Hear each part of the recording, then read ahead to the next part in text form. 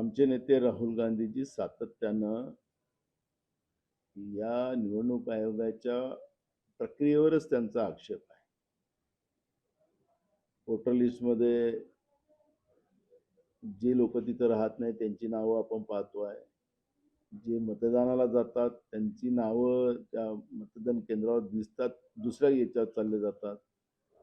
हा एक आहे. आपण पाहिलं असेल या निवडणुकीमध्ये माध्यमातच दाखवलं जात होतं की त्याला जी शाई लावली जाते ती शाई पुसली कशी जाते ते पण आपल्याला आपल्या माध्यमातून आम्ही पाहत होतो.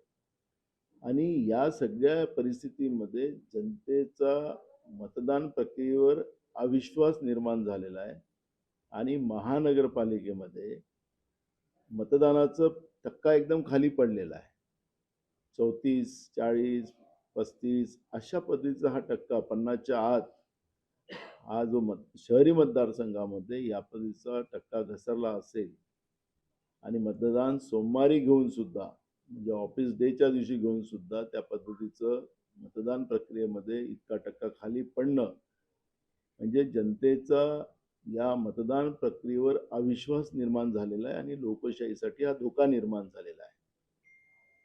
आणि त्या दृष्टिकोनातून मी आज निवडणूक आयोगाला येणाऱ्या जिल्हा परिषद पंचायत समितीच्या निवडणुकीमध्ये हे बायलेटवर अनेक राज्यात बायलेटवर जेव्हा मतदान घेतलं जात आहे तर महाराष्ट्र हा पुरोगामी राज्य आहे, शाहू फुले आंबेडकर विचाराचं राज्य आहे.